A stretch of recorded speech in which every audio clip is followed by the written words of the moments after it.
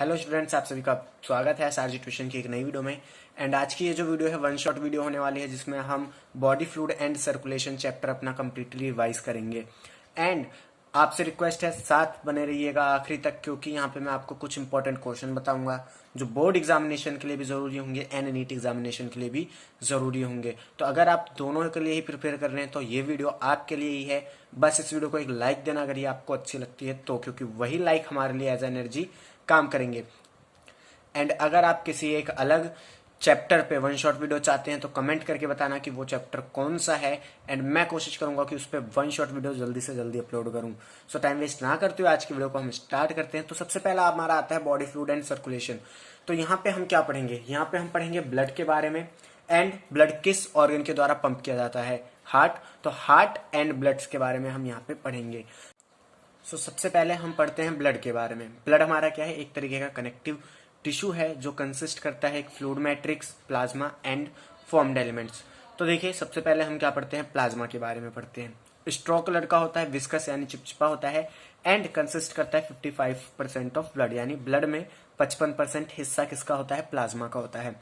Plasma जो है उसमें 90 से 92% यानी 90 से 92% जो प्लाज्मा होता है वो वाटर होता है, एंड 6 से 8% जो होता है प्लाज्मा वो हमारा क्या होता है? प्रोटीन होता है। यहाँ पे मैंने प्रोटीन की स्पेलिंग गलत लिख दी है, तो वो हमारा क्या होता है? प्रोटीन। कुछ मेजर प्रोटीन्स को हम देख लेते हैं, जिनमें हमारा आता है फिब्रिनोजेन। ये प्रोटीन जो है ब्लड क्लॉटिंग में हेल्प करता है। ब्लड क्लॉटिंग क्या होती है कि जब आपका हाथ कट जाए एंड खून बहने लगे तो आप देखते हैं खून कुछ देर बाद बहना बंद हो जाता है, तो वो चीज होती है ब्लड क्लॉटिंग। उसके बाद आता है ग्लोबुलिन। ये इन्वॉल्व होता है डिफेंस मैकेनिज्म में, यानी कोई अगर एंटीजन आता है हमारे ऊपर अटैक करता है तो उसके डिफेंस में ये हेल्प करता है। उसके बाद आता है हमारा एल्बुमिन, जो हमारी बॉडी में ऑस्मोटिक बैलेंस को बनाने में मदद करता है।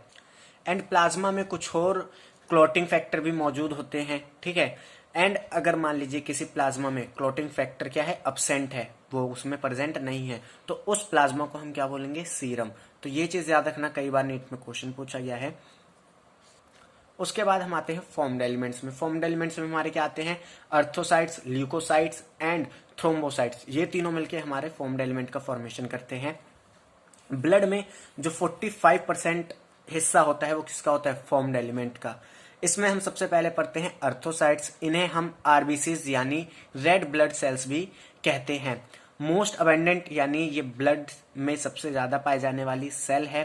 फॉर्म होती है ये रेड बोन मैरो में, एंड इस रेड बोन मैरो को हम एक और नाम से जानते हैं। वो नाम मैं यहां लिख देता हूं, म्यूलियोड लियोड टिश्यू, ठीक है, ये भी हम इसे बोलते हैं। उसके बाद देखिए, जो हमारे आरबीसीज होते हैं उनके पास न्यूक्लियस नहीं होता, ये चीज याद रखना। आरबीसीज के पास न्यूक्लियस नहीं होता, एंड ये बाइकनकेव होते हैं शेप में। बाइकनकेव मीन्स पेड़े अगर आपने खाया हो तो उस पेड़े की शेप का होता है हमारा आरबीसीज।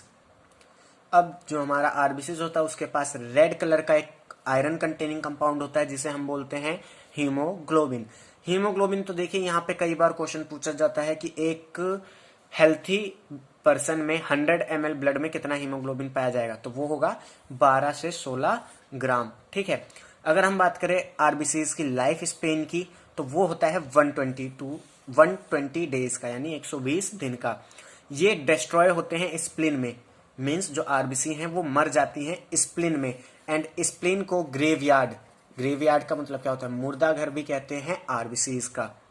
अब देखिए, कई बार क्वेश्चन पूछा जाता है कि आरबीसीज का रेड कलर किस वजह से होता है, तो वो होता है हीमोग्लोबिन की वजह से। इसके बाद हमारी आती हैं ल्यूकोसाइट्स। ल्यूकोसाइट्स को हम व्हाइट ब्लड सेल्स बोलते हैं। इनमें हीमोग्लोबिन नहीं होता, इसलिए ये कलरलेस होते हैं। इनके पास न्यूक्लियस होता है, एंड इनकी जो लाइफ स्पेन है वो शॉर्ट लिव्ड होते हैं, यानी ये बहुत कम इनका लाइफ स्पेन होता है। अगर हम बात करें तो इनका 10 दिन से भी कम का लाइफ स्पेन होता है। एंड ये क्वेश्चन काफी साल पहले एक बार पूछा गया है, तो ये चीज याद रखना। उसके बाद डब्ल्यूबीसी दो अलग अलग कैटेगरीज में डिवाइड होती है, जिसमें हमारी एक आती है ग्रेनुलोसाइट्स, एक हमारी आती है एग्रेनुलोसाइट्स। ग्रेनुलोसाइट्स में हमारी आती है न्यूट्रोफिल, इजिनोफिल एंड बेसोफिल। कौन कौन सी? Neutrophil, eosinophil and basophil. अगर हम बात करें एग्रेनुलोसाइट्स की, तो उसमें हमारा आता है लिम्फोसाइट्स एंड मोनोसाइट्स। फिल्स हमारी सबसे ज्यादा पाई जाती है अगर हम ल्यूकोसाइट्स में बात करें तो। इसका जो परसेंटेज होता है वो होता है 60 से 65% का। और अगर हम बात करें बेसोफिल्स की तो ये सबसे कम पाई जाती है। इसका परसेंटेज होता है 0.5 से, यानी आधे से 1%। ठीक है, तो ये मोस्ट अबेंडेंट, ये लीस्ट अबेंडेंट। सो ये दोनों बात मैं आपको बता चुका हूं। अब हम बात करते हैं इनके फंक्शंस की। तो देखिए, जो न्यूट्रोफिल्स होती हैं, उन जो मोनोसाइट्स होती है हमारी, मोनोसाइट क्या है, एग्रुलोसाइट्स है, ये याद रखना। न्यूट्रोफिल एंड मोनोसाइट्स दोनों का काम क्या होता है, फेजोसाइट का, यानी जो भी फॉरिगन सेल है उन्हें मारने का या उन्हें डिस्ट्रॉय करने का काम किनका होता है, न्यूट्रोफिल्स एंड मोनोसाइट्स का। अगर हम बात करें बेसोफिल की तो ये सिक्रेट करते हैं कुछ कंपाउंड जैसे histamine, serotonin and heparin, and ये इन्वॉल्व होते हैं इन्फ्लामेटरी रिएक्शंस में।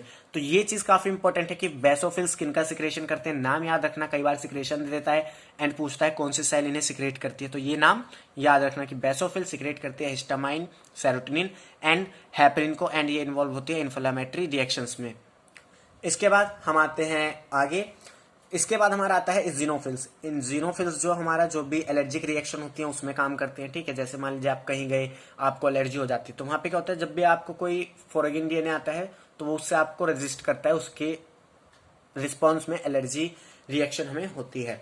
उसके बाद हमारा आता है लिम्फोसाइट्स। तो लिम्फोसाइट्स हम पहले भी 10th में आई थिंक पढ़ चुके हैं, या आपने नॉर्मली सुना होगा कि हमारा एक इम्यून सिस्टम होता है जो हमें किसी भी डिजीज से लड़ने में मदद करता है। तो लिम्फोसाइट्स वो सेल्स होती हैं जो उस डिफेंस को या उस इम्यून सिस्टम को बनाती हैं, उसके लिए रिस्पॉन्सिबल होती हैं। Lymphocyte are of two major type, ये दो तरीके की होती हैं, B lymphocyte and T lymphocyte, and are responsible for immune response. अब हम बात करते हैं लिम्फोसाइट्स को डिवाइड किस बेसिस पे करा जाता है, ये बी एंड टी लिम्फोसाइट्स में किस बेसिस पे डिवाइड होती हैं। बी लिम्फोसाइट्स जो हैं वो ऐसी लिम्फोसाइट्स होती हैं जो बोन मैरो में मैच्योर होती हैं। ठीक है, तो ये चीज याद रखना, बी लिम्फोसाइट्स कौन सी लिम्फोसाइट्स होती हैं, जो बोन मैरो में मैच्योर होती हैं। अगर हम बात करें टी लिम्फोसाइट्स की तो ये वो लिम्फोसाइट्स होते हैं जो हमारे थाइमस में मैच्योर होती हैं। ठीक है, एंड इन दोनों का काम क्या होता है, इम्यून रिस्पॉन्स के लिए यही दोनों रिस्पॉन्सिबल होते हैं। अब हम आते हैं थ्रोम्बोसाइट्स पे, जिन्हें हम बोलते हैं प्लेटलेट्स। ये प्रोड्यूस होते हैं मेगा कैरियोसाइट्स में। कहाँ प्रोड्यूस होते हैं ये, मेगा कैरियोसाइट्स में, जो स्पेशल सेल होती हैं बोन मैरो की। तो ये चीज याद रखना, थ्रोम्बोसाइट्स कहाँ प्रोड्यूस होते हैं, मेगा कैरियोसाइट में। प्लेटलेट्स जो है कुछ सब्सटेंस रिलीज करते हैं जो ब्लड के कोगुलेशन में हेल्प करते हैं। अब देखिए, प्लेटलेट्स वो सब्सटेंस रिलीज करते हैं जो ब्लड के कोगुलेशन में हेल्प करते हैं। तो अगर प्लेटलेट्स का नंबर कम होता है या डिक्रीज होता है तो एक माइनर से कट पे भी लार्ज अमाउंट में ब्लड लॉस हो सकता है। इसके बाद हम आते हैं एबीओ ब्लड ग्रुपिंग पे। तो ये बेस्ड होता है किस चीज पे, कि किसी एक आरबीसी की सरफेस पे कौन सा एंटीजन प्रेजेंट है। अगर उसकी सरफेस पे ए एंटीजन प्रेजेंट है तो उसका ब्लड ग्रुप होगा ए। अगर उसकी सरफेस पे बी एंटीजन प्रेजेंट है तो उसका क्या होगा, ब्लड ग्रुप बी। अगर उसकी सरफेस पे A antigen and B antigen दोनों प्रेजेंट हैं तो उसका ब्लड ग्रुप होगा ए बी। एंड अगर उसकी सरफेस पे कोई भी एंटीजन प्रेजेंट नहीं है तो उसका ब्लड ग्रुप क्या होगा, O. Blood of donor has to be match with blood of recipient before blood transfusion to avoid problem of clumping. जो डोनर का ब्लड है एंड जो उसे रिसीव करेगा, यानी जो हमारा रिसिपेंट है, दोनों के ब्लड ग्रुप को अच्छे तरीके से पहले जांच लिया जाता है ताकि हम वहां पे क्लम्पिंग की प्रॉब्लम यानी आरबीसी के डिस्ट्रक्शन की प्रॉब्लम को रोक सकें। अब आरबीसी का डिस्ट्रक्शन होता क्यों है ब्लड ट्रांसफ्यूजन के दौरान, तो देखिए क्या होता है, जैसे मान लीजिए एंटीजन ए है, आरबीसी की सरफेस पे प्रेजेंट है, तो हमने पढ़ा कि ब्लड में क्या होती है, हमारी प्लाज्मा मेम्ब्रेन होती है। उन प्लाज्मा मेम्ब्रेन क्या करती हैं, एंटीबॉडीज कंसिस्ट करके रखती हैं। एंटीबॉडीज एंड एंटीजन के बारे में आप चैप्टर 8 में और डिटेल्स में पढ़ेंगे। तो यहाँ पे हम सिर्फ क्या देखेंगे कि जो प्लाज्मा है वो एंटीबॉडीज प्रोड्यूस करती हैं। एंड अगर मान लीजिए यहाँ पे हमारा क्या है, ब्लड ग्रुप ए है, तो प्लाज्मा जो एंटीबॉडी प्रोड्यूस करेगा वो कौन सी होगी, एंटीबॉडी बी होगी, यानी अपोजिट होती है। ठीक है, ये चीज याद रखना। एंड अगर मान लीजिए हमारा ब्लड ग्रुप बी है तो एंटीबॉडी कौन सी प्रोड्यूस होगी, एंटीबॉडी ए प्रोड्यूस होगी। अगर हमारा ब्लड ग्रुप ए भी है तो हमारी कोई भी एंटीबॉडी प्रोड्यूस नहीं होगी। एंड अगर हमारा ओ ब्लड ग्रुप है तो हमारी एंटीबॉडी ए एंड बी दोनों ही प्रोड्यूस होंगी। जैसा देखिए ये एनसीईआरटी में डायग्राम दे रखा है, काफी इंपॉर्टेंट डायग्राम है, कई बार यहाँ से क्वेश्चन पूछा गया है नीट एग्जामिनेशन में। तो अगर ब्लड ग्रुप ए है तो आरबीसी पे कौन सा एंटीजन है, ए है। एंटीबॉडी कौन सी प्रोड्यूस होगी प्लाज्मा द्वारा, एंटी बी। तो डोनर का ग्रुप क्या होना चाहिए, या तो ए होना चाहिए या ओ होना चाहिए, क्योंकि अगर बी ब्लड ग्रुप होगा तो यहाँ पे एंटीजन भी है, वो उसे किल कर देगा, जिसकी वजह से सेल का क्या होगा, आरबीसी का क्या होगा, रप्चर होगा, ठीक है, वो डिस्ट्रॉय होने लगेंगी। अगर ब्लड ग्रुप बी है एंटीजन बी होगा, एंटीबॉडी कौन सी प्रोड्यूस होगी, ए। तो इस केस में सिर्फ बी ब्लड दे सकता है एंड ओ ब्लड दे सकता है। अगर कोई ए ब्लड ग्रुप वाला ब्लड देगा तो वहां पे उसका डिस्ट्रक्शन हो जाएगा। उसी तरीके से अगर ब्लड ग्रुप ए बी है तो एंटीजन कौन से होंगे, ए बी। एंटीबॉडी कोई भी प्रोड्यूस नहीं होगी तो ए बी को ए बी भी ब्लड दे सकता है, ए भी दे सकता है, बी भी दे सकता है, ओ भी दे सकता है। तो यहाँ पे आप देखिए जो ए बी है वो किसी से भी ब्लड ले सकता है, तो ए बी हमारा क्या हो जाएगा, यूनिवर्सल एक्सेप्टर या फिर यूनिवर्सल रिसिपेंट, ठीक है, जो किसी से भी ब्लड ले सकता है। उसके बाद देखिए ब्लड ग्रुप अगर ओ है तो कोई भी एंटीजन प्रोड्यूस नहीं होगा। अगर कोई भी एंटीजन जो है आरबीसी की सरफेस पे नहीं है तो एंटीबॉडी कौन सी प्रोड्यूस होगी, antibody A and antibody B, ठीक है। तो यहाँ पे सिर्फ ओ ब्लड ग्रुप वाला ही ओ ब्लड ग्रुप वाले को ब्लड दे सकता है। सो यहाँ पे अब आप एक एक चीज कॉमन देख सकते हैं कि ओ जो है वो चारों ब्लड ग्रुप वालों को अपना ब्लड दे सकता है। तो यहां से ओ हमारा क्या है, यूनिवर्सल डोनर है, सॉरी यूनिवर्सल डोनर है। अब देखिए कई बार क्वेश्चन पूछा जाता है कि एक मान लीजिए एक बस जा रही थी कहीं, उसमें हादसा हो गया एंड लोगों को ब्लड ट्रांसफ्यूजन की या ब्लड की जरूरत है। तो उनमें से एक डॉक्टर था, उसने सारे ही पेशेंट को अपना ब्लड ग्रुप दिया। तो बताइए उसका ब्लड ग्रुप क्या होगा, तो उसका ब्लड ग्रुप होगा ओ, क्योंकि ओ ब्लड ग्रुप वाले ही ऐसे पर्सन हैं जो किसी को भी ब्लड दे सकते हैं। तो ये क्वेश्चन नीट में भी पूछा गया है एंड इस बार चांसेस हैं कि ये क्वेश्चन बोर्ड एग्जामिनेशन में भी पूछा जाए। सो देखिए बता चुका हूं, ओ क्या है, यूनिवर्सल डोनर है, ए बी क्या है, यूनिवर्सल रिसिपेंट है या फिर यूनिवर्सल एक्सेप्टर है। अब देखिए हमने एबीओ ब्लड ग्रुपिंग पढ़ ली। अब एक आता है आरएच ग्रुपिंग। आपने जब किसी का ब्लड ग्रुप सुना होगा तो सुना होगा ए पॉजिटिव बी नेगेटिव, ठीक है, इस तरीके से। तो आरएच ग्रुपिंग हमारा नेगेटिव पॉजिटिव हमें बताती है। ये चीज बेस्ड होती है आरएच एंटीजन पे जो पाया जाता है रीसस मंकी में, एंड इसी की वजह से इसका नाम क्या धरा गया है, आरएच एंटीजन। तो अगर किसी इंडिविजुअल की आरबीसी की सरफेस पे आरएच एंटीजन है तो वो आरएच पॉजिटिव है, एंड अगर किसी इंडिविजुअल के आरबीसी पे आरएच एंटीजन नहीं है तो वो क्या है, आरएच नेगेटिव है। एंड ब्लड ट्रांसफ्यूजन के दौरान इस चीज को भी मैच करना जरूरी होता है, क्योंकि मान लीजिए अगर किसी पर्सन में आरएच एंटीजन नहीं है एंड उसे हम आरएच एंटीजन वाला ब्लड देते हैं तो वहां पे क्या होगा, आरएच एंटीजन के खिलाफ क्या बनने लगेगी, एंटीबॉडी बनने लगेगी। अब ये एंटीबॉडी क्यों बनने लगेगी इसे समझ लो, एक बार मैं बता देता हूं कि हमारे पास भी मान लीजिए पहले से अगर आरएच प्रेजेंट है किसी इंडिविजुअल के पास तो उस रिस्पॉन्स में एंटीबॉडी नहीं बनती है, एंटीबॉडी नहीं बनती है। क्यों, इसे आप इस बात से समझ लिए कि किसी एक घर में एक नालायक बच्चा है तो उसके माँ बाप उसे मार के भगा तो नहीं देंगे कि तुम नालायक है घर से निकल जा, ठीक है। लेकिन अगर उसी के जैसा उसका एक दोस्त आता है नालायक तो उसे वो घर से बाहर निकाल सकते हैं, ठीक है।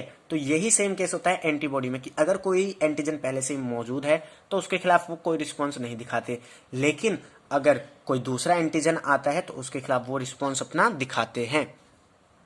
अब देखिए हम एक इंपॉर्टेंट केस पढ़ते हैं आरएच इनकम्पैटिबिलिटी यानी मिसमैचिंग का, जिसमें जो हमारी प्रेग्नेंट मदर होती है उसका अगर ब्लड ग्रुप आरएच नेगेटिव है एंड जो फोएटस है उसका ब्लड ग्रुप आरएच पॉजिटिव है।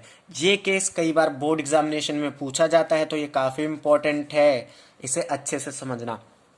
तो देखिए अगर मान लीजिए जो फोएटस है उसके पास आरएच एंटीजन है एंड जो मदर है उसके ब्लड में क्या है, आरएच नेगेटिव है, यानी उसके पास आरएच एंटीजन नहीं है, ठीक है। तो पहली प्रेगनेंसी के दौरान इन दोनों ब्लड को अच्छे से अलग करा जाता है प्लेसेंटा के द्वारा, यानी प्लेसेंटा इन दोनों ब्लड को एक दूसरे से सेपरेट करके रखता है ताकि किसी में भी किसी के अगेंस्ट एंटीबॉडी ना बने। लेकिन डिलीवरी के दौरान ऐसी पॉसिबिलिटीज होती हैं कि जो मैटरनल का ब्लड है, यानी जो माँ का ब्लड है जो प्रेग्नेंट है उसका ब्लड आरएच पॉजिटिव वाले ब्लड के साथ कांटेक्ट में आ जाए, यानी जो फोएटस का ब्लड है उसके ब्लड के साथ कांटेक्ट में आ जाए। तो अगर मान लीजिए मदर के कांटेक्ट के साथ ये कांटेक्ट में आता है, आरएच पॉजिटिव मदर के ब्लड के साथ कांटेक्ट में आता है, तो अब वहां पे क्या होगा, ब्लड में प्लाज्मा होता है, प्लाज्मा क्या करेगा, RH के अगेंस्ट क्या बनाएगा, एंटीबॉडी बनाएगा, एंटीबॉडी अगेंस्ट RH एंटीजन, यहां लिख देता हूं एंटीजन, ठीक है।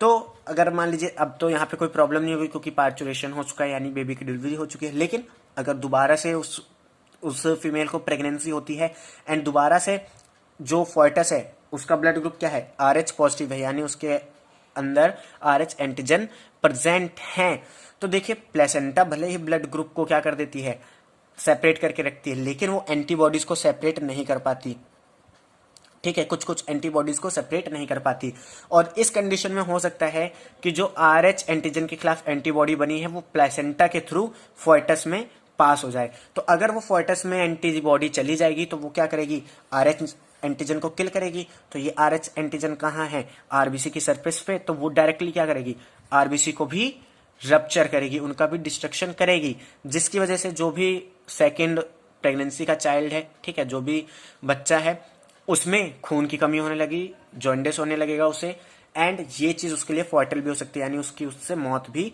हो सकती है।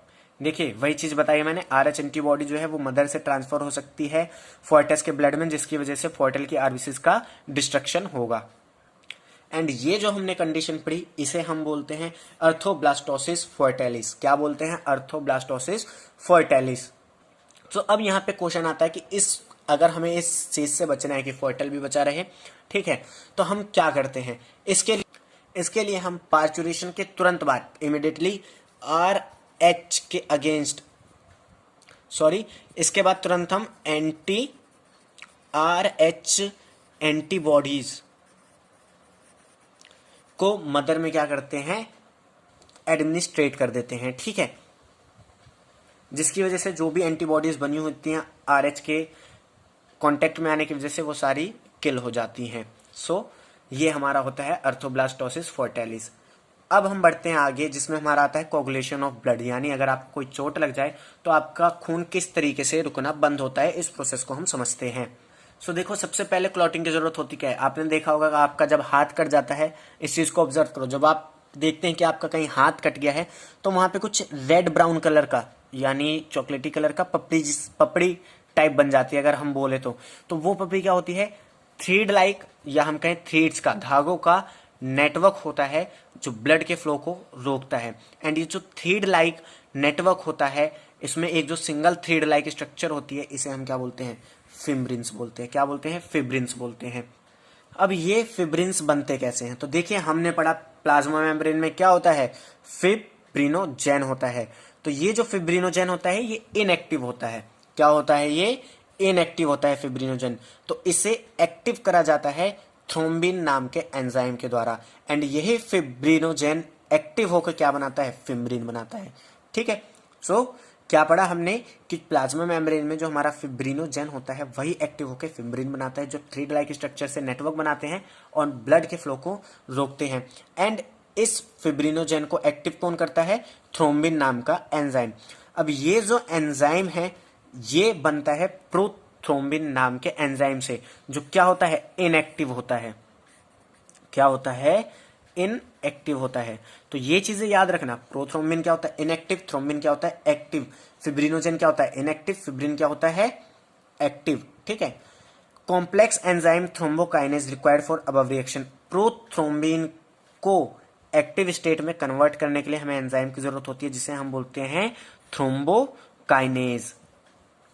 अब यहाँ पे आता है कैल्शियम आयन का रोल। कई बार पूछा जाता है ये कि कैल्शियम आयन क्या रोल प्ले करते हैं ब्लड क्लॉटिंग में। तो इनका एक इंपॉर्टेंट रोल होता है ब्लड क्लॉटिंग में। इतना ही दिया गया एनसीईआरटी में, तो इतना ही पढ़ेंगे क्योंकि रिवीजन कंप्लीटली एनसीईआरटी बेस्ड है। इसके बाद हम आते हैं लिम्फ या फिर टिश्यू फ्लूइड पे।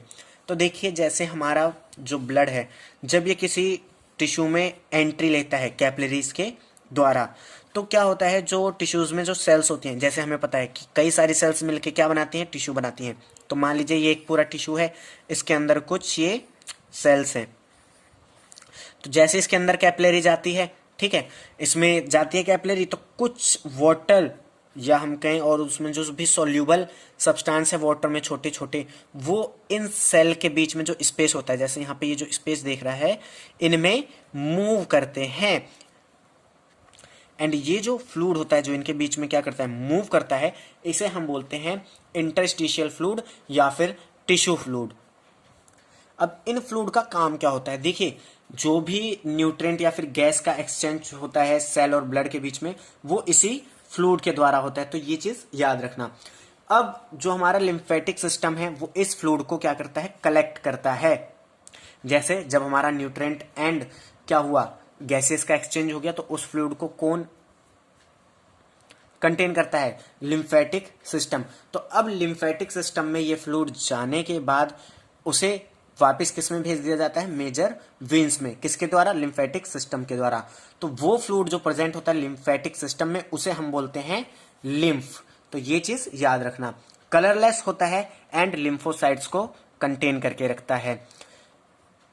सो देखिए यहां पे कई बार बोर्ड एग्जामिनेशन में, नीट एग्जामिनेशन में पूछा गया है लिम्फ का मेजर फंक्शन क्या होता है। तो सेल्स के बीच में एंड ब्लड के बीच में जो भी न्यूट्रिएंट एंड गैसेस एक्सचेंज होता है वो कौन करता है, लिम्फ करता है, ठीक है। तो ये चीज आप लिख देंगे। Fat are absorb through lymph in lacteals present in intestinal villi. Intestinal villi में जो हमारा लिम्फ होता है वही क्या करता है, फैट को ऑब्जर्व करता है, सॉरी एब्जॉर्ब करता है। अब हम आते हैं सर्कुलेटरी पाथवे पे। अब देखिए हमने ब्लड के बारे में पढ़ लिया, लिम्फ्स के बारे में पढ़ लिया, लेकिन ये ब्लड हमारी बॉडी में एक जगह से दूसरी जगह ट्रेवल किसकी मदद से करता है, ये भी तो पता होना चाहिए हमें, ठीक है। तो इसमें हम क्या पढ़ते हैं, सर्कुलेटरी पाथवेज पढ़ते हैं। तो सबसे पहले सर्कुलेटरी पाथवे होते हैं दो तरीके के, एक हमारा होता है ओपन सर्कुलेटरी सिस्टम, एक होता है क्लोज सर्कुलेटरी सिस्टम। चैप्टर 4 में आप पढ़ चुके हैं जब आपने एनिमल किंगडम पढ़ा था, ठीक है। ओपन सर्कुलेटरी सिस्टम क्या होता है, जिसमें हार्ट के द्वारा पंप किया गया ब्लड एक बॉडी कैविटी में जाता है एंड इस बॉडी कैविटी को हम क्या बोलते हैं, साइनेसिस। क्या बोलते हैं, साइनेसिस। ये चीज देखी जाती है ऑर्थोपोड्स एंड मोलस्कस में। तो इसे आप एक चीज से याद रख सकते हैं, क्या होगा हमारा, AMO। जो बच्चे पबजी खेलते हैं या जो भी गेम खेलते हैं जिसमें गन्स का यूज होता है, उन बच्चों को तो ये चीज आसानी से याद रहेगी, एमओ क्या है, हमारा arthropod Mollusca open circulatory system. ये हमारे क्या होते हैं, ओपन सर्कुलेटरी सिस्टम शो करते हैं। उसके बाद हमारा आता है क्लोज सर्कुलेटरी सिस्टम। इसमें हार्ट के द्वारा जो भी ब्लड को पंप करा जाता है वो पूरी बॉडी में ट्रेवल करता है ब्लड वेजल्स के द्वारा, जो क्या होते हैं, क्लोज्ड होती हैं, ठीक है। अब इसे कैसे याद रखेंगे, ये ज्यादातर किस में देखा जाता है, बता सकते हो, ये देखा जाता है ACC में। ACC का मतलब हमारा क्या है यहाँ पे, annelids chordate close circulatory system, ठीक है। तो ये चीज लिख लेना, annelids chordate and close circulatory system. तो ACC cement and MO sorry, ये दो चीज याद रखना। सो देखिए जो हमारी फिशेज होती हैं उनके पास दो चैम्बर का हार्ट होता है। कौन कौन से चैम्बर होते हैं उनके पास, एक एट्रियम एंड एक वेंट्रिकल। एंड जितने भी हमारे एम्फीबियन होते हैं एंड रेप्टाइल्स होते हैं इनके पास 3 चैम्बर हार्ट होता है, जिसमें 2 एट्रिया होती है, एक वेंट्रिकल होता है। अब यहाँ पे एक एक्सेप्शन देखी जाती है, क्रोकोडाइल जो हमारा एक क्या है, रेप्टाइल्स है या एम्फीबियन है, जल्दी बताइए। इसमें 4 चैम्बर का हार्ट देखा जाता है, ठीक है। अगर हम बात करें 4 चैम्बर हार्ट की तो इसमें 2 एट्रिया होती हैं एंड 2 वेंट्रिकल्स होते हैं। एंड ये 4 चैम्बर हार्ट देखा जाता है बर्ड्स में एंड मैमल्स में। अब देखिए सबसे पहले आता है सिंगल सर्कुलेशन। नोट्स मत पढ़िए, इधर समझिए। देखिए जो हार्ट होता है सिंगल सर्कुलेशन सिस्टम में उनके पास होता है डीऑक्सीजनेटेड ब्लड। ये डीऑक्सीजनेटेड ब्लड पंप करा जाता है गिल्स के पास, जहां पे क्या होता है, गैस का एक्सचेंज होता है, डीऑक्सीजनेटेड ब्लड कन्वर्ट होता है ऑक्सीजनेटेड ब्लड में। अब गिल्स सीधा इस ब्लड को कहां ट्रांसफर कर देते हैं, ऑर्गन पे एंड टिश्यू पे जहां पे इनकी जरूरत है। एंड वहां पे फिर ये ऑक्सीजनेटेड ब्लड किस में कन्वर्ट हो जाता है, डीऑक्सीजनेटेड ब्लड में। एंड इस डीऑक्सीजनेटेड ब्लड को वापस कहां भेज दिया जाता है, हार्ट में। फिर वो कहां जाएंगे, गिल्स में, फिर वो कहां जाएंगे, ऑर्गन्स में। एंड ये पूरा प्रोसेस चलता रहता है। तो इस तरीके का जो सर्कुलेशन होता है इसे हम बोलते हैं सिंगल सर्कुलेटरी सिस्टम। एंड ये ज्यादातर देखा जाता है फिशेस में, क्योंकि गिल्स कहां पे प्रेजेंट होते हैं, फिश में। तो यहाँ पे एक चीज और नोटिस करो, सिंगल सर्कुलेशन फिशेज में होता है एंड फिश के पास क्या होता है, 2 चैम्बर का हार्ट होता है। ये भी चीज याद रखना। उसके बाद हमारा आता है इनकम्प्लीट डबल सर्कुलेशन। ये देखा जाता है उनमें जिनमें 3 चैम्बर का हार्ट होता है। सो देखो इनकम्प्लीट डबल सर्कुलेशन को थोड़ा हम क्या करते हैं, डबल सर्कुलेशन की मदद से सीख लेते हैं। जो हमारी राइट एट्रियम होती है वो डीऑक्सीजनेटेड ब्लड को क्या करती है, कैरी करती है। एंड जो हमारी लेफ्ट एट्रियम होती है वो ऑक्सीजनेटेड ब्लड को कैरी करती है। एंड ये ऑक्सीजनेटेड ब्लड आता कहाँ से है, कोई बता सकता है? ये कहाँ से आएगा? गिल्स से आएगा, लंग्स से आएगा या स्किन से आएगा? क्योंकि ये जो हमारे एम्फीबियंस होते हैं उनकी कैरेक्टरिस्टिक है कि वो अपने स्किन से भी रेस्पिरेशन कर सकते हैं। तो इसीलिए यहाँ पे स्किन से भी हमारा क्या आ सकता है, ऑक्सीजनेटेड ब्लड आ सकता है। अब देखिए यहाँ पे हमारे पास दो एट्रियम तो होते हैं लेकिन वेंट्रिकल एक ही होता है। तो इसकी वजह से क्या होता है, अगर मैं यहाँ पे एक वेंट्रिकल मिक्स हटा दूं, इसे मान लीजिए ये नहीं है, तो ये दोनों ब्लड कहाँ पे आएगा, इस वेंट्रिकल में आएगा। तो इसी वेंट्रिकल में आके दोनों एक दूसरे से मिक्स हो जाते हैं एंड उसी मिक्स्ड ब्लड को पंप कर दिया जाता है हार्ट के द्वारा। सो ये हमारा क्या हो गया, इनकम्प्लीट डबल सर्कुलेशन हो गया। उसके बाद हमारा आता है डबल सर्कुलेशन, जिसमें क्या होता है, ऑक्सीजनेटेड एंड डीऑक्सीजनेटेड ब्लड हमेशा अलग अलग रहते हैं। अब देखो जल्दी से डबल सर्कुलेशन भी समझ लो। हमारे पास दो एट्रियम होती हैं, दो वेंट्रिकल होती हैं, लेफ्ट राइट में ये डिवाइड होती हैं, ठीक है। जो हमारी राइट एट्रियम होती है वो डीऑक्सीजनेटेड ब्लड को क्या करती हैं, कैरी करती हैं। एंड ये डीऑक्सीजनेटेड ब्लड कहाँ से आता है, ऑर्गन से या फिर टिश्यूज से। अब देखिए यहाँ पे राइट एट्रियम में क्या है, डीऑक्सीजनेटेड ब्लड आया, इसे हमारा जो राइट एट्रियम है वो भेज देता है किसमें, राइट वेंट्रिकल में। राइट वेंट्रिकल इस ब्लड को पंप करता है लंग्स में, जहां पे एल्वियोली के पास उसका गैसेस एक्सचेंज होता है, और जो हमारा डीऑक्सीजनेटेड ब्लड है वो कन्वर्ट हो जाता है ऑक्सीजनेटेड ब्लड में। एंड इस ऑक्सीजनेटेड ब्लड को फिर भेजा जाता है कहां पे, लेफ्ट एट्रियम में। लेफ्ट एट्रियम से ये ऑक्सीजनेटेड ब्लड ट्रांसपोर्ट होता है लेफ्ट वेंट्रिकल में, एंड लेफ्ट वेंट्रिकल से इसे कहां भेज दिया जाता है, ऑर्गन्स के पास। तो ऑर्गन्स के पास जाके ये जो हमारा ऑक्सीजनेटेड ब्लड होता है ये कन्वर्ट हो जाता है किसमें, डीऑक्सीजनेटेड ब्लड में, और फिर इसे कहां भेज दिया जाता है, राइट एट्रियम में। तो ये पूरा प्रोसेस होता है। एंड उसके बाद हमारा आता है ह्यूमन सर्कुलेटरी सिस्टम, जिसमें हम पढ़ते हैं हार्ट को। ये दो लंग्स के बीच में प्रेजेंट होता है एंड ये हल्का सा मुड़ा हुआ होता है लिफ्ट में। तो ये चीज याद रखना। सॉरी, फ्लो में मैं ज्यादा बोल गया, भावनाओं में बहके, लिफ्ट नहीं लेफ्ट होगा, ठीक है। जो हमारा हार्ट है वो दो लंग्स के सेंटर में प्रेजेंट होता है एंड मुड़ा हुआ होता है लेफ्ट में। इसी वजह से हम बोलते हैं कि जो हमारा हार्ट है वो लेफ्ट साइड में होता है, लेकिन होता नहीं है, वो कहाँ होता है, सेंटर में होता है।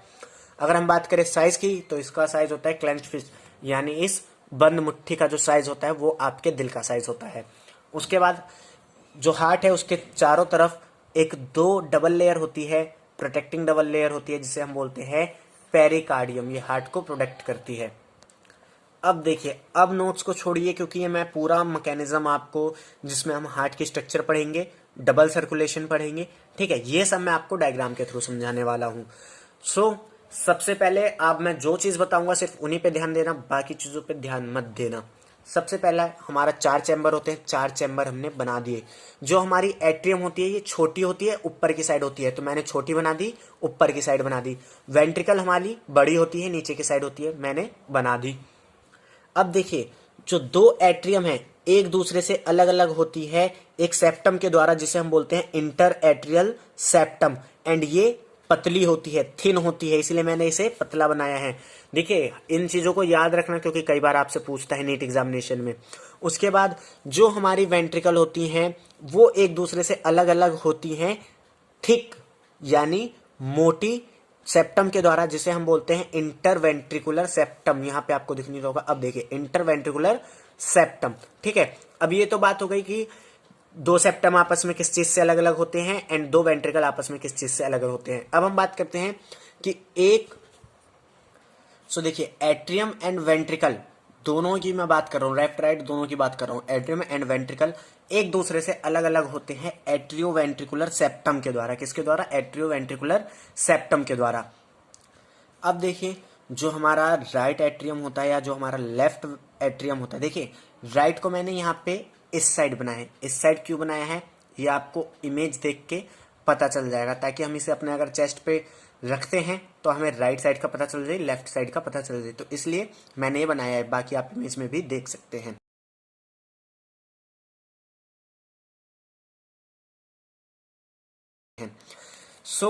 देखिए, जो हमारी ओपनिंग होती है राइट एट्रियम की राइट वेंट्रिकल में, उसे गार्ड करा जाता है, यानी उसे चौकीदारी करा जाता है 3 कप जैसे वेल्व्स के द्वारा। एंड इन वेल्व्स को हम बोलते हैं ट्राइकस्पिड वेल्व। ट्राई क्योंकि 3 होते हैं, कस्पिड क्योंकि कप जैसे होते हैं। सिंपल से याद करो। बाइकस्पिड जो है वो प्रिवेंट करता है लेफ्ट एट्रियम की ओपनिंग को लेफ्ट वेंट्रिकल में, ठीक है। इसके बाद हमारे हार्ट में कुछ नोडल टिश्यू भी प्रेजेंट होते हैं, जिसमें से एक हमारा होता है SAN, जिसका मतलब होता है साइनो एट्रियल नोड। अब इसकी लोकेशन ध्यान से सुनना, लोकेशन कहाँ होती है ये? राइट एट्रियम में, राइट एट्रियम में, राइट साइड पे, अपर साइड में, ठीक है, राइट में अपर साइड पे, इसलिए मैंने इसे यहां बनाया है। अब दूसरा जो हमारा नोडल टिश्यू होता है वो प्रेजेंट होता है एट्रियोवेंट्रिकुलर सेप्टम के पास, लेफ्ट साइड में, नीचे की साइड, यानी ये पोजीशन, ये चीज याद रखना। एंड इस नोड को हम बोलते हैं AVN, एट्रोवेंट्रिकुलर नोड। इसकी नेमिंग मैंने ये कर रखी है, ठीक है। अब देखिए, जो हमारा AVN होता है, यहां से हमारे कुछ नोडल फाइबर्स के बंडल पास करते हैं, ठीक है, यानी आगे की तरफ मूव करते हैं। ये एट्रोवेंट्रिकुलर सेप्टम के ऊपर से होके जैसे ही इंटरवेंट्रिकुलर सेप्टम पे पहुंचते हैं तो ये लेफ्ट एंड राइट में डिवाइड हो जाते हैं, लेफ्ट एंड राइट में डिवाइड हो जाते हैं। एंड यहाँ पे ये परकिंजी फाइबर के साथ मिलके क्या बनाते हैं? Bundle of his. देखिए, जैसे मैंने यहाँ पे इनका नेमिंग कर रखा है बंडल ऑफ हिस। अब ये परकिंजिन फाइबर होते क्या हैं? ये हमारे छोटे छोटे फाइबर होते हैं जो वेंट्रिकल के रिस्पेक्टिव साइड में की रिस्पेक्टिव साइड की मसल्स में प्रेजेंट होते हैं। अब देखिए, हमारा जो हार्ट होता है वो होता है मायोजेनिक। मायोजेनिक मीन्स अपने आप धड़कता है, उसे किसी भी एक्सटर्नल इंडिकेटर या हम कहें बाहर से उसे परमिशन लेने की जरूरत नहीं होती, अपने मन का मौजी होता है हार्ट हमारा, ठीक है। इसमें हमारा क्या होता है, जो हमारा SAN है यानी साइनो एट्रियल नोड है, ये एक्शन पोटेंशियल को जनरेट करता है, ठीक है। अगर हम बात करें इसके नंबर ऑफ टाइम्स की, तो ये 1 मिनट में 70 से 75 बार क्या करता है? एक्शन पोटेंशियल को जनरेट करता है। एंड ये ऑटो एक्साइटेबल होता है, यानी अपने आप ही करता है, इसे किसी से परमिशन लेने की जरूरत नहीं होती, इसीलिए हम इसे पेस मेकर भी कहते हैं। एंड अगर हम बात करें कि एक आदमी का दिल एवरेज 1 मिनट में कितनी बार धड़कता है, तो वो 72 बार धड़कता है, क्योंकि जितनी बार हमारा क्या होगा, एक्शन पोटेंशियल जनरेट होगा, उतनी बार हमारा दिल धड़केगा। सो ये हमारा हो गया ह्यूमन सर्कुलेटरी सिस्टम। अब हम बात करते हैं किसकी? कार्डियक साइकिल की। अब देखिए, ये तो हमने पढ़ा ह्यूमन सर्कुलेटरी सिस्टम। अब हम बात करते हैं कार्डियक साइकिल की, यानी जो ब्लड है वो किस तरीके से ट्रांसपोर्ट होता है। देखिए, जब हमारे चारों चैम्बर क्या होते हैं? रेस्ट पे होते हैं। किस पे होते हैं? रेस्ट पे होते हैं। तो ये जो कंडीशन होती है इसे हम बोलते हैं जॉइंट डायस्टोल। क्या बोलते हैं? सिंपल डायस्टोल भी बोल सकते हो आप। क्या बोलते हैं? डायस्टोल। सो इस चीज को पहले समझिए, ठीक है, क्योंकि नोट्स आपको मैं दे दूंगा। अगर आप मुझे व्हाट्सअप करते हैं तो व्हाट्सअप नंबर डिस्क्रिप्शन में गिवन है, तो नोट्स की चिंता मत कीजिए, आप सिर्फ समझिए। तो जब ये चारों किस पे होते हैं? अपने रिलैक्स्ड स्टेट में होते हैं, यानी आराम कर रहे होते हैं, तो उस कंडीशन को हम क्या बोलते हैं? डायस्टोल। एंड इस कंडीशन में जो हमारे बाइकस्पिड है एंड जो हमारे ट्राइकस्पिड है, ये दोनों खुले हुए होते हैं, और जो ब्लड है वो राइट एट्रियम से राइट वेंट्रिकल में जा रहा होता है एंड लेफ्ट एट्रियम से लेफ्ट वेंट्रिकल में जा रहा होता है। अब देखिए, यहाँ पे क्या होता है, जो हमारा सैन होता है यानी साइनो एट्रियल नोड होता है, ये एक एक्शन पोटेंशियल जनरेट करता है। जैसे ये हमारा एक्शन पोटेंशियल जनरेट करता है, जो हमारी एट्रियम होती है, right atrium and left atrium, दोनों ही क्या कर जाती हैं? कॉन्ट्रैक्ट कर जाती हैं। एंड ये जो कॉन्ट्रैक्ट करने की कंडीशन आती है, इसे हम क्या बोलते हैं? Atrial systole. क्या बोलते हैं? एट्रियल सिस्टोल, ठीक है। एंड ये चीज कब होती है? जब जो हमारा सैन है वो एक्शन पोटेंशियल जनरेट करता है, या फिर इसे हम डीपोलराइजेशन ऑफ एट्रियम भी बोल सकते हैं, वो हम जब ECG पढ़ेंगे उसमें देखेंगे, ठीक है। सो ये कंडीशन हो गई हमारी। अब देखिए, जैसे ये कॉन्ट्रैक्ट करते हैं तो जो ब्लड का फ्लो है राइट वेंट्रिकल और लेफ्ट वेंट्रिकल में वो बढ़ जाता है। अब देखिए, ये जो हमारा AVN यहाँ पे प्रेजेंट है, ये इस जो एक्शन पोटेंशियल जनरेट हुआ इसे ट्रांसफर करता है वेंट्रिकुलर पे। कहाँ ट्रांसफर करता है? वेंट्रिकुलर पे। किसकी मदद से? बंडल ऑफ हिस के द्वारा। तो जब ये एक्शन पोटेंशियल ट्रांसपोर्ट होता है बंडल ऑफ हिस के द्वारा, कहाँ पे? वेंट्रिकुलर है, वेंट्रिकुलर चैम्बर्स में। तो ये चारों क्या, ये दोनों हमारे चैम्बर क्या होते हैं, कॉन्ट्रैक्ट कर जाते हैं। क्या कर जाते हैं, कॉन्ट्रैक्ट कर जाते हैं। एंड सेम इसी टाइम पे जो हमारे एट्रियम है ये रिलैक्स्ड स्टेट में आ जाते हैं। तो जब ये कॉन्ट्रैक्ट होते हैं तो इस कंडीशन को हम क्या बोलेंगे, वेंट्रिकुलर सिस्टोल। क्या बोलेंगे, वेंट्रिकुलर सिस्टोल। एंड जब वेंट्रिकुलर सिस्टोल होगा तो जो हमारे एट्रियल हैं वो अपने रिलैक्स्ड स्टेट में आ जाएंगे, तो उसे हम क्या बोलेंगे, एट्रियल डायस्टोल। ठीक है, एट्रियल डायस्टोल। सो ये दोनों कंडीशन एक साथ होती हैं, ये चीज समझ याद रखना। अब देखिए जब दोनों में कॉन्ट्रैक्शन हुई तो यहां से भी ब्लड का फ्लो क्या होगा, बढ़ेगा। तो जो हमारा लेफ्ट वेंट्रिकल होता है इसमें हमारा होता है ऑक्सीनेटेड ब्लड। कौन सा ब्लड होता है इसमें, ऑक्सीनेटेड ब्लड लिखा हुआ है मैंने। लेफ्ट वेंट्रिकल में हमारा कौन सा ब्लड होता है, ऑक्सीनेटेड ब्लड। इसे ऑर्टा के द्वारा ट्रांसफर करा जाता है बॉडी के ऑर्गन्स तक या फिर टिश्यूज तक, जहां पे उसको यूज करा जाता है, उस ऑक्सीजन को यूज करा जाता है। ठीक है, अब लेकिन देखिए ये ओर्टा के पास एक होता है, कौन सा वेल्व होता है, सेमी लूनार वेल्व, यानी आधे चांद की तरह वो दिखता है।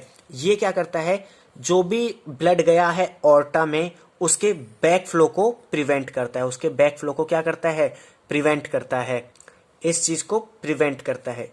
ठीक है, इसी तरीके से जो डीऑक्सीजनेटेड ब्लड है जो कहां पे प्रेजेंट होता है, राइट वेंट्रिकल में, उसे पंप करा जाता है लंग्स के पास पल्मोनरी आर्टरी के द्वारा। किसके द्वारा, पल्मोनरी आर्टरी के द्वारा उसे लंग्स में ट्रांसपोर्ट करा जाता है। एंड यहाँ पे भी एक सेमिलुनार वेल्व होता है जो क्या करता है, उस डीऑक्सीजनेटेड ब्लड के बैक फ्लो को प्रिवेंट करता है। अब यहाँ पे एक चीज और ध्यान दो, जब हमारा वेंट्रिकल सिस्टोल होता है यानी वेंट्रिकल आपस में कॉन्ट्रैक्ट होती हैं, तो जो हमारा ट्राइकस्पिड है एंड जो हमारा बाइकस्पिड है ये भी बंद हो जाते हैं। ये बंद क्यों हो जाते हैं, ताकि यहाँ पे जो ब्लड भरा है ये बैक फ्लो ना कर जाए। ठीक है, इसलिए ये भी क्या हो जाते हैं, बंद हो जाते हैं। अब देखिए वेंट्रिकल सिस्टोल की वजह से ये बंद हो गए। ठीक है, यहाँ पे एक वेल्व है जो इनके बैक मतलब ब्लड के बैक फ्लो को बचाता है, लेकिन ये ब्लड कहीं तो जाना चाहिए ना, तो ये क्या करता है, इस पे प्रेशर मारता है। ये मान लो इस तरीके से इसने रोका है, ये इस तरीके से हो जाता है, तो यहाँ से जितना भी ब्लड है वो आगे आर्टा के द्वारा, यानी जो हमारा लेफ्ट वेंट्रिकल का ब्लड है ऑर्टा के द्वारा ऑर्गन्स तक जाता है। एंड जो हमारा डीऑक्सीनेटेड ब्लड है यानी राइट वेंट्रिकल का ब्लड है वो पल्मोनरी आर्टरी के द्वारा लंग्स तक जाता है। तो यहाँ पे क्या चीज याद रखने वाली है कि ट्राइकस्पिड बाइकस्पिड पहले बंद होते हैं एंड उसके बाद हमारा सेमुलुनार वेल्व ओपन होता है। एंड ये ओपन किस वजह से होता है, ये तो बंद है। ठीक है, ये वेल्व हमारे क्या है, बंद है, तो बैक फ्लो हो नहीं सकता एंड ब्लड को कहीं ना कहीं से तो जाना होगा, तो जिसकी वजह से ये सेमुलुनार वेल्व प्रेशर लगाते हैं एंड सेमुलुनार वेल्व खुल जाती है और ब्लड आगे फ्लो हो जाता है। एंड जब हमारा सारा ब्लड फ्लो कर जाता है तो ये अपनी रिलैक्स्ड स्टेट में आ जाते हैं, जिसे हम क्या बोलते हैं, वेंट्रिकुलर डायस्टोल। क्या बोलते हैं, वेंट्रिकुलर डायस्टोल,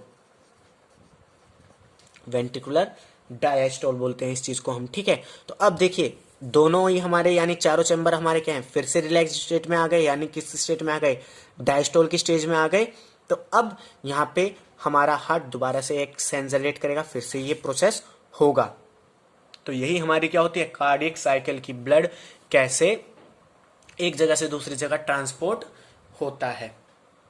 एंड ये जितने भी इवेंट हुए इस दौरान, इन्हीं इवेंट्स को मिला के हम क्या बोलते हैं, कार्डियक साइकिल बोलते हैं। तो अगर आपको ये पूरा समझ में आया हो, हार्ट का स्ट्रक्चर समझ में आया हो, हमारा सर्कुलेटरी सिस्टम समझ में आया हो, कार्डियक साइकिल समझ में आई हो, तो प्लीज इस वीडियो को लाइक दे देना, इस एक डायग्राम के लिए एंड इस एक एक्सप्लेनेशन के लिए। अब देखिए क्या होता है, एक कार्डियक साइकिल के दौरान जो हार्ट है वो पंप करता है 70 ml ब्लड को, एंड इस ब्लड को हम क्या बोलते हैं, स्ट्रोक वॉल्यूम। यानी एक कार्डियक साइकिल के दौरान जितना भी ब्लड पंप करा जाता है उसे हम क्या बोलते हैं, स्ट्रोक वॉल्यूम। इसके बाद हम पढ़ते हैं कार्डियक आउटपुट, वो क्या होता है।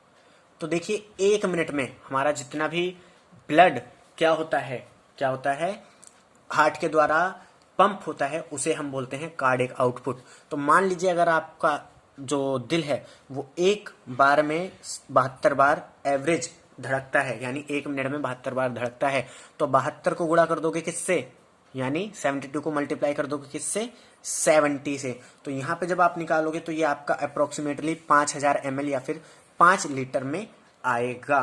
तो हमारा कार्डियक आउटपुट कितना होता है 5000 ml या फिर 5 लीटर। अब देखिए यहाँ से कई बार न्यूमेरिकल्स टाइप क्वेश्चन आ जाते हैं कि आपको दे देगा कि किसी ऑर्गेनिज्म का दिल 1 मिनट में इतनी बार धड़कता है एंड उसका स्ट्रोक वॉल्यूम यो है, तो उसका कार्डियक आउटपुट बता दो क्या होगा, तो वो बता सकते हो आप, ठीक है, इस फॉर्मूले की मदद से, स्ट्रोक वॉल्यूम इनटू में हार्ट बीट। अब देखिए ये जो हमारी एक कार्डियक साइकिल होती है ये होती है 0.8 सेकंड में पूरी। ये जो हमने प्रोसेस समझा 10 मिनट में, ये सिर्फ कितनी देर का होता है 0.8 सेकंड का। अब देखिए एक कार्डियक साइकिल के दौरान 2 साउंड प्रोड्यूस होते हैं, लब डब, जिसे हम स्टेटोस्कोप लगा के सुन सकते हैं। तो स्टेटोस्कोप आपको भी अपने गले पे चाहिए, तो प्लीज इस वीडियो को ज्यादा से ज्यादा शेयर करना एंड अच्छे से अपनी पढ़ाई को करना ताकि आप नीट एग्जामिनेशन क्लियर कर लो एंड स्टेटोस्कोप आपके भी गले पे आ जाए। तो लब का साउंड कब प्रोड्यूस होता है, जब ट्राइकस्पिड एंड बाइकस्पिड बंद होते हैं। एंड डब का साउंड कब आता है, जब सेमिलुनार वेल्व बंद होते हैं। इसके बाद हमारा आता है ईसीजी। ईसीजी को हम बोलते हैं इलेक्ट्रोकार्डियोग्राफी। इसमें जो इंपॉर्टेंट चीज है वो हम एनसीईआरटी से बताता हूँ। तो यहाँ पे जो इंपॉर्टेंट चीज है वो ये है PQRS-T, इन्हें समझ लो। पी क्या होता है, पी हमारा वो पीक होता है जो रिप्रेजेंट करता है एट्रिया के डीपोलराइजेशन को, एट्रिया के डीपोलराइजेशन को, यानी उसके कौन से स्टेज को अब बता सकते हो, एक्साइटेशन स्टेज को। एक्साइटेशन स्टेज को हम क्या बोलते हैं, यानी जब उसमें कॉन्ट्रैक्शन आती है तो उसे हम क्या बोलते हैं, सिस्टोल। तो ये चीज याद रखना, सिस्टोल का मतलब क्या होता है, डीपोलराइजेशन। तो यहाँ पी क्या रिप्रेजेंट करता है, डीपोलराइजेशन ऑफ एट्रिया। उसके बाद हमारा आता है QRS। ये QRS जो है ये रिप्रेजेंट करता है डीपोलराइजेशन ऑफ वेंट्रिकल को। किसको रिप्रेजेंट करता है, डीपोलराइजेशन ऑफ वेंट्रिकल को, यानी वेंट्रिकल का सिस्टोल कौन रिप्रेजेंट करता है, QRS। कई बार नीट एग्जामिनेशन में पूछता है ये क्वेश्चन, तो अच्छे से समझ लो, ज्यादा मुश्किल नहीं है। उसके बाद टी क्या रिप्रेजेंट करता है, कोई बता सकता है। टी रिप्रेजेंट करता है रिपोलराइजेशन को। किसे रिप्रेजेंट करता है, रिपोलराइजेशन को। एंड ये रिपोलराइजेशन किसका होता है, कोई बताएगा। ये रिपोलराइजेशन होता है वेंट्रिकल का, यानी वेंट्रिकल का नॉर्मल स्टेट में आना, यानी डायस्टोल के स्टेज में आना, क्या कहलाता है, रिपोलराइजेशन। एंड वो कौन रिप्रेजेंट करता है, टी रिप्रेजेंट करता है, ठीक है। सो देखो हम यहाँ पे ये चीज देख सकते हैं कि QRS जितनी बार कॉन्ट्रैक्ट होगा उतनी बार हार्ट ब्लड पंप करेगा। तो QRS को देख के हम बता सकते हैं कि कितनी हार्ट बीट है एक आदमी की 1 मिनट में। तो अगर उसकी हार्ट बीट कम है तो हम बता सकते हैं कि उसे कोई डिसऑर्डर हो सकता है। सो इसका हम यूज करते हैं ECG के थ्रू। अब इसके बाद हमारा आता है double circulation. Double circulation diagram के थ्रू समझो। सो समझते हैं हम इस डबल सर्कुलेशन को कि जो डीऑक्सीनेटेड ब्लड है जो कहाँ है, राइट एट्रियम में है, सॉरी राइट वेंट्रिकल में है, इसे पंप करा जाता है पल्मोनरी आर्टरी में। पल्मोनरी आर्टरी इस डीऑक्सीनेटेड ब्लड को कहाँ ले जाती है, लंग्स में ले जाती है। कहाँ ले जाती है, लंग्स में ले जाती है, जहाँ पे इस डीऑक्सीनेटेड ब्लड से गैसेस एक्सचेंज होता है एंड उसे कन्वर्ट करा जाता है किसमें, ऑक्सीजनेटेड ब्लड में। किसमें कन्वर्ट करा जाता है, ऑक्सीजनेटेड ब्लड में। यहाँ पे मैंने ये एरो बाहर की साइड क्यों दिखाया गया है, क्योंकि यहाँ पे डीऑक्सीनेटेड ब्लड बाहर की तरफ जाता है एंड किस तरफ जाता है, लंग्स की तरफ जाता है। लंग्स में वो बनता है ऑक्सीजनेटेड ब्लड एंड वो ऑक्सीजनेटेड ब्लड पल्मोनरी वीन के द्वारा, किसके द्वारा, पल्मोनरी वीन के द्वारा किसमें एंटर करता है, लेफ्ट एट्रियम में। किसमें एंटर करता है, लेफ्ट एट्रियम में। सो यहाँ पे देखो मेन चीज क्या हो रही है, pulmonary artery and pulmonary vein यहाँ पे दोनों काम कर रही है। क्या कि डीऑक्सीनेटेड ब्लड को लंग्स तक ले जाना एंड पल्मोनरी वेन क्या काम कर रही है, जो हमारा ऑक्सीजनेटेड ब्लड बना लंग्स में उसे कहाँ लाना, राइट एट्रियम में। तो ये जो पूरा सर्कुलेशन है इसे हम बोलते हैं पल्मोनरी सर्कुलेशन, ठीक है। अब देखो ये जो हमारा ऑक्सीजनेटेड ब्लड है जो हमारा किसमें आएगा बाद में, लेफ्ट एट्रियम से कहाँ पे आएगा, लेफ्ट वेंट्रिकल में। इसे पंप करा जाएगा ऑर्टा के द्वारा। ऑर्टा से ये कहाँ पे जाएगा, टिश्यूज में जाएगा। कहाँ जाएगा, टिश्यूज में या फिर ऑर्गन्स में जाएगा। एंड वहां से ये क्या करेगा, वापस किस में आएगा, राइट एट्रियम में आएगा। मीन्स टिश्यू में जब ऑक्सीजनेटेड ब्लड कन्वर्ट हो जाएगा वो ऑक्सीजन को खींच लेगा, ठीक है, एंड CO2 उसमें छोड़ देगा, तो वो ब्लड क्या हो जाएगा, डीऑक्सीजनेटेड हो जाएगा। एंड वो डीऑक्सीजनेटेड ब्लड कहाँ आएगा, राइट एट्रियम में आएगा। किसके द्वारा, वीना कावा के द्वारा। एंड ओर्टा से जब ब्लड जाता है तो वहां पे भी कई सारी हमारी आर्टरीज एंड वेन्स होती हैं जो इस काम को करती हैं, यानी ब्लड को टिश्यूज तक पहुंचाती हैं। सो ये जो पूरा सर्कुलेशन होता है ऑक्सीजनेटेड ब्लड का, कहाँ से कहाँ तक, ऑक्सीजनेटेड ब्लड का पहले कहाँ तक, ऑर्गन तक, एंड ऑर्गन से राइट एट्रियम तक। इस पूरे सर्कुलेशन को हम क्या बोलते हैं, सिस्टेमिक सर्कुलेशन। तो यहाँ पे हम दो सर्कुलेशन देखा, कौन सा, pulmonary circulation and systemic circulation. तो इस चीज को हम क्या बोलते हैं, डबल सर्कुलेशन।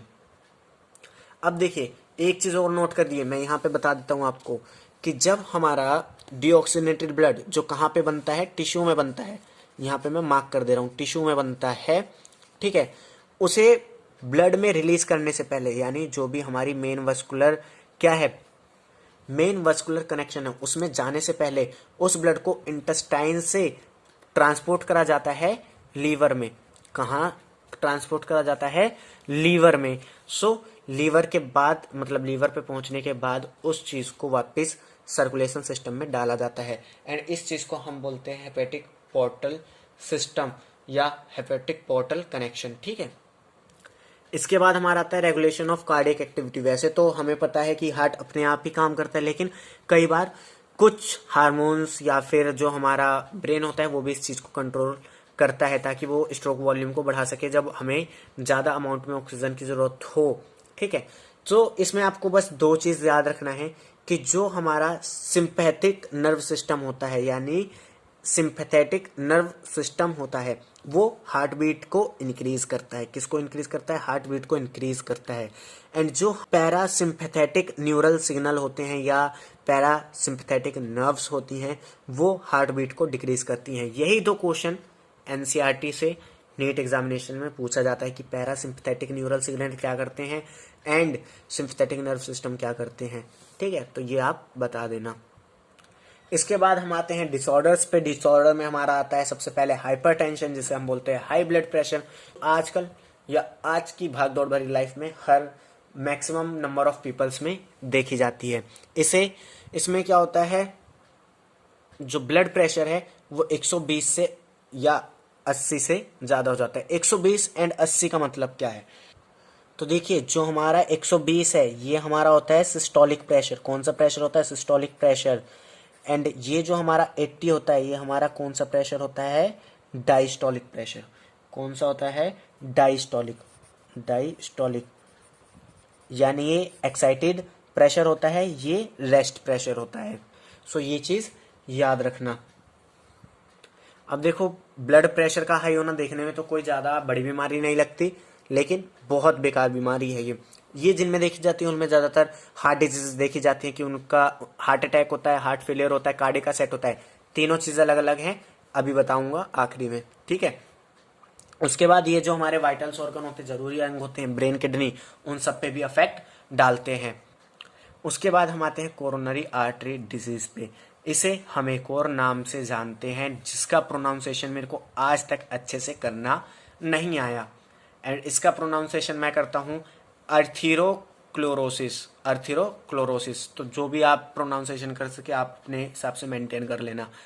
ये क्या करती हैं, ये जो भी विजल जो ब्लड को सप्लाई करती हैं हार्ट मसल्स तक, उन पे अपना असर छोड़ती हैं। एंड ये चीज होती है उनमें कैल्शियम, फैट, कोलेस्ट्रॉल, इन सब के जमा होने से, यानी उनमें उस कैल्शियम, फैट एंड कोलेस्ट्रॉल के डिपॉजिट होने से, जिसकी वजह से क्या होता है, जो आर्टरी की ल्यूमन होती है, यानी जो कैविटी होती है आर्टरीज की, उसे ये पतला कर देते हैं। नैरो मतलब पतला कर देते हैं। उसके बाद हमारी एक डिजीज आती है जिसे हम बोलते हैं एंजिना। इसे हम एंजिना पेक्टोरिस नाम से भी जानते हैं। इसमें क्या होता है, हमारे सीने में दर्द होता है, एंड ये किस वजह से होता है, जब हमारी हार्ट मसल्स को इनफ ऑक्सीजन नहीं मिल पाती। तो आप कह सकते हैं चेस्ट पेन इसका क्या है, एक सिम्टम्स है, एंड ये ज्यादातर देखी जाती है एल्डरली पीपल्स में। इसके बाद हमारा आता है हार्ट फेलियर, ठीक है। हार्ट फेलियर का मतलब क्या होता है, सबसे पहले ये आपको पता होना चाहिए, क्योंकि हम कई बार समझते हैं कि cardiac arrest, heart attack, heart failure सब एक चीज़ है। एक चीज़ नहीं है, अलग अलग चीज़ है।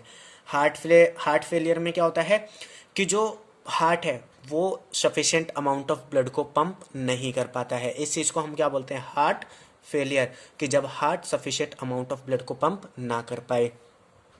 एंड इसे कई बार हम कंजेशन हार्ट फेलियर भी बोलते हैं। इसके बाद हमारा आता है कार्डियक अरेस्ट। कार्डियक अरेस्ट में क्या होता है कि जो हमारा हार्ट होता है वो धड़कना बंद कर देता है। सो ये एक फर्क देखना, हार्ट फेलियर में क्या होता है, ब्लड को सफिशिएंटली पंप नहीं कर पाता है। कार्डियक अरेस्ट में क्या होता है, धड़कना बंद कर देता है। अगर हम बात करें हार्ट अटैक की, तो इसमें क्या होता है कि जो उसकी मसल्स होती हैं वो डैमेज हो जाती हैं। ठीक है, तो तीनों का अंतर क्या है, हार्ट अटैक में मसल्स डैमेज होती हैं, कार्डियक अरेस्ट में वो खुद धड़कना बंद कर देता है, हार्ट फेलियर में वो सफिशिएंट अमाउंट ऑफ ऑक्सीजन को पंप नहीं कर पाता है। तो ये इनका डिफरेंस है। सो वीडियो 50 मिनट की होने वाली है एंड आई होप कि ये वन शॉट वीडियो आपको अच्छी लगी होगी एंड आपको पूरा कॉन्सेप्ट समझ में आया है। एंड आया है तो प्लीज इस वीडियो को लाइक देना, अपने दोस्तों के साथ शेयर करना। मिलते हैं नेक्स्ट वीडियो में, तब तक के लिए थैंक्स फॉर वॉचिंग।